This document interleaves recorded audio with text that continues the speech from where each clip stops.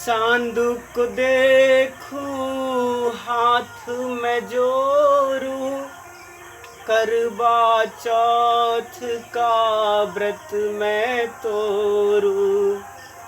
तेरे हाथ से पीकर पानी दासी से बन जाऊं रानी। आज के दिन जो मांगे कोई ओ पा जाए रे। घर आजा परदेसी तेरा देश बुलाए रे। गुड मॉर्निंग, सत श्री अकाल, सुस्वागतम। मैं हूँ राम मूर्ति और आज हम आप लोगों को करवा चौथ के बारे में बतलाऊंगा।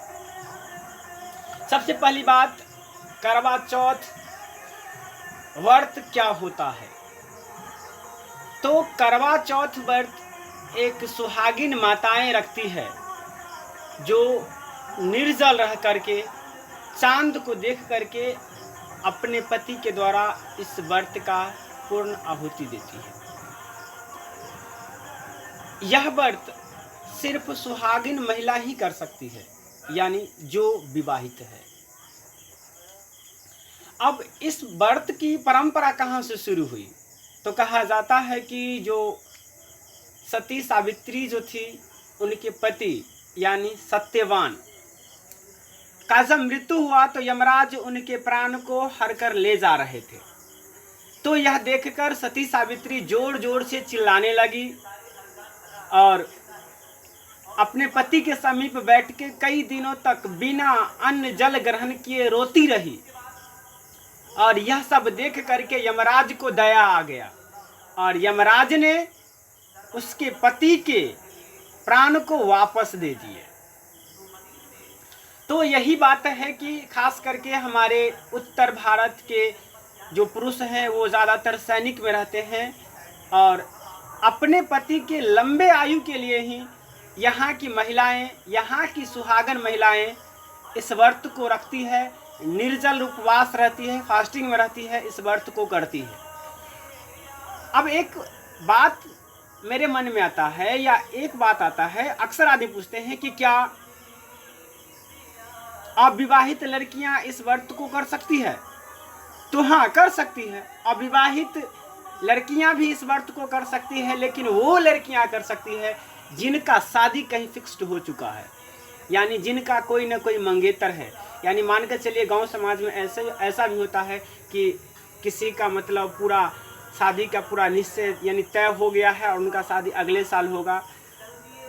वो भी अपने पति के या अपने होने वाले हस्बैंड के लंबे आयु के लिए भी इस व्रत को रख सकती है, तथा वो भी जो अविवाहित है वो भी अपने अच्छे वर के लिए भी इस व्रत को रख सकती है। लेकिन इसमें कुछ अंतर होता है। जो विवाहित महिलाएं हैं वो अपने व्रत को निर्जल रखेगी, यानी वो चांद को देखकर ही अपने व्रत को तोड़ेगी। लेकिन जो अविवाहित लड़कियां हैं और इस व्रत को रखी है तो उन्हें निर्जल रहने की कोई ज़रूरत नहीं है। वो निर्जल नहीं रहेगी, सिर्फ वो फास्टिंग करेगी, सहेगी, जल को ग्रहण करेगी, अन्न ग्रहण नहीं करेगी। और वो चांद को देखकर नहीं बल्कि तारा को देखकर अपने व्रत का पुनर्आहुति देगी। भगवान से प्रार्थना करेगी कि हे प्रभु, हे सत्यवान, हे सावित्री, जो हमारे आने वाले जो महापुरुष हैं, जो हमारे आने होने वाले पति हैं, वो मुझे अच्छा मिले, मुझे खुश रखे। तो इस प्रकार से खास करके उत्तर भारत में, अब तो पूरे भारत में यह प्रचलन हो गया है कि विवाहित महिला इस व्रत को निर्जल फास्टिंग के रूप में यानी बिना अन्न जल ग्रहण के उपवास रहकर इस व्रत को करती है और चांद को देखकर इस व्रत को पूर्ण आहुति देती है। तो मेरे प्यारे बच्चों, मेरे प्यारे दर्शकों, आज के इतना ही। अगर आपको हमारा ये वीडियो अच्छा लगा है तो चैनल को सब्सक्राइब कीजिए, साथ ही साथ इसे लाइक कीजिए और शेयर भी कर दीजिए, ताकि जितने माता बहनाएं हैं, हमारी कुछ ऐसी बहना भी है जो जिनके मन में उठता है कि अगर हम अविवाहित हैं तो क्या हम इस व्रत को नहीं कर सकते हैं। तो मेरी बहनाएं, हाँ, आप कर सकते हैं। इस व्रत से ये नहीं कि आप सिर्फ अपने पति के लिए ही ये व्रत करते हैं, आप अपने माता, अपने पिताजी, अपने भाई बहन सबकी कुशलता के लिए ये व्रत है, आप रख सकते हैं। शर्त यही है, थोड़ा नियम कानून अलग है। जो सुहागन माताएं हैं वो निर्जल फास्टिंग करेगी, यानी निर्जल उपवास करेगी, लेकिन जो अविवाहित है वो निर्जल नहीं बल्कि अन्न ग्रहण नहीं करेगी, जल ग्रहण कर सकती है।